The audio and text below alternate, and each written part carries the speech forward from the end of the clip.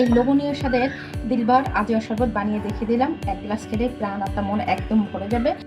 আসসালামু আলাইকুম viewers, recipe নিয়ে হাজির হয়েছি। সেটা হচ্ছে দিলবাহার আজওয়া শরবত আজকে আমি বানিয়ে দেবো। তার জন্য আমি এখানে হাফ কাপ কাঠবাদাম নিয়েছি। কাঠবাদামগুলোকে আমি গরম পানি দিয়ে ভিজিয়ে রেখেছি। ভিজিয়ে দেখেন পরিষ্কার করে নিয়েছি। এই যে এইভাবে দিলেই কিন্তু বাদামগুলো খুব সুন্দর পরিষ্কার হয়ে যায়।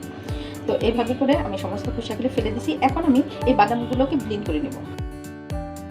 ব্লেন্ডার জারে আমি বাদামগুলো নিয়েছি। এখানে আমি হাফ কাপ পরিমাণে দুধ নিয়েছি আর বাদামটাকে ব্লেন্ড করে নিচ্ছি।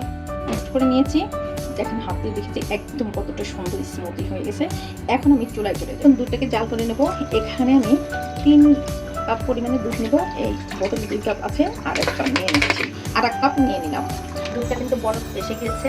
এখন আমি দুধের ভিতরে আমি সাবুদানা দিয়ে দিচ্ছি। আমি সাবুদানাগুলোকে আগে থেকে ভিজিয়ে রেখেছিলাম। এখানে 3 চামচ পরিমাণে সাবুদানা নিয়েছি।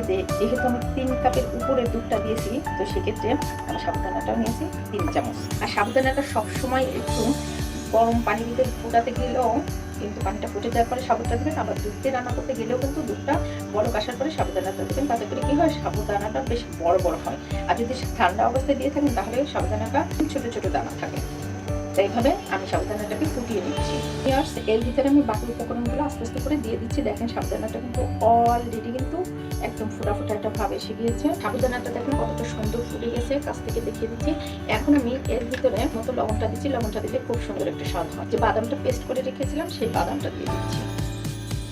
বাদামটা দিয়ে এই পর্যায়ে ঘন নাড়া দিতে হবে, তা না হলে পরে বাদামটা নিচেই লেগে যেতে পারে। পর্যায়ে পরিমাণ মতো চিনি অ্যাড করে দিচ্ছি। আপনারা আপনাদের স্বাদ মতো চিনিটাকে দিয়ে দেবেন। চিনিটা দিয়ে খুব সুন্দর করে একটু নেড়ে দিতে হবে। এই পর্যায়ে বাদাম দেওয়ার পরে কিন্তু বেশ 1 থেকে 2 মিনিট দুধটাকে জাল করে নিতে হবে। দেখেন আমার দুধটা কিন্তু অলরেডি অনেক সময় ধরে জাল হচ্ছে। আর দেখেন দুধের ঘনত্বটা কিন্তু আস্তে আস্তে বেড়ে যাচ্ছে। আমি এই পর্যায়ে কাস্টার্ড পাউডার দেবো। কাস্টার্ড পাউডারটা আমি একটু দুধ দিয়ে গুলিয়ে নিচ্ছি। গরম অবস্থায় কিন্তু কাস্টার্ড পাউডারটা দুধের ভিতরে দেওয়া যাবে না, তাহলে কিন্তু দলা পাকিয়ে যাবে আর ওই খাবারটা কিন্তু একদমই ভালো হবে না। কাস্টার্ড পাউডারটা দিয়ে কিন্তু ঘন নাড়া দিতে হবে, নাড়ি পাটা নিচে লেগে যাবে।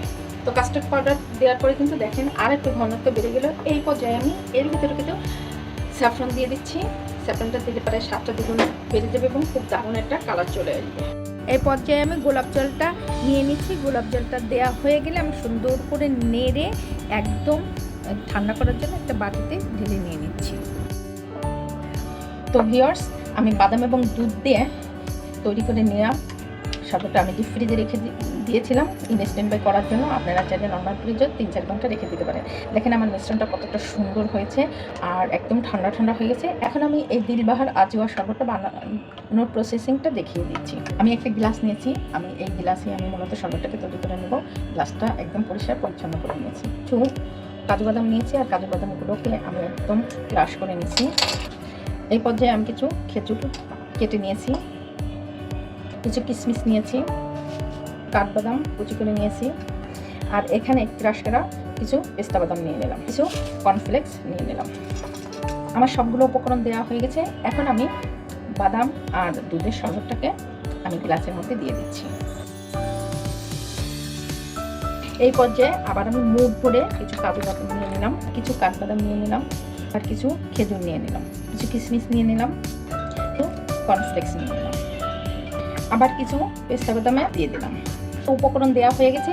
এখন এর মেন যে আকর্ষণ সেটা হচ্ছে মালাই, মানে দুধের স্বর। এই দুধের স্বরটাই হচ্ছে এই আজওয়া শরবতের মেন উপকরণ। আর এই উপকরণটা না দিলে শরবতের কোনো মজাই পাওয়া যাবে না।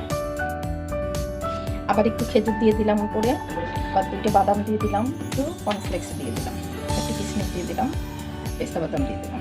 আমার ভিডিওটা কেমন লাগলো আপনাদের কাছে? যদি ভালো লাগে অবশ্যই বেশি বেশি করে শেয়ার করে দিবেন। আর আমার চ্যানেলটা যদি নতুন হয়ে থাকে অবশ্যই সাবস্ক্রাইব করে আমার পাশে থাকবেন। ফেসবুক থেকে একটা লাইক এবং ফলো দিয়ে রাখবেন, যাতে করে আমার রেসিপিগুলো আপনাদের কাছে খুব দ্রুত পৌঁছে যায়। এই লোভনীয় স্বাদের দিলবার আজওয়া শরবত বানিয়ে দেখিয়ে দিলাম। 1 গ্লাস খেলে প্রাণ আত্মা মন একদম ভরে যাবে। তো পুরানো ঢাকার ঐতিহ্যবাহী এই শরবত খুবই জনপ্রিয়, সবাই চিনি, সবাই জানে, এবং এর স্বাদ অনেকেই কিন্তু নেয়নি। আপনারা যদি চান তাহলে ঘরে বসেই কিন্তু এই স্বাদটা নিতে পারেন। এ পর্যন্ত সবাই ভালো থাকবেন, সুস্থ থাকবেন। নতুন নতুন কোনো ভিডিও নিয়ে আবার সামনে হাজির হবো। দেখতে যেমন লবণীয়, খেতে কিন্তু সেই দারুণ স্বাদ। তো বাসায় একবার জাস্ট একবার ট্রাই করে খাবো।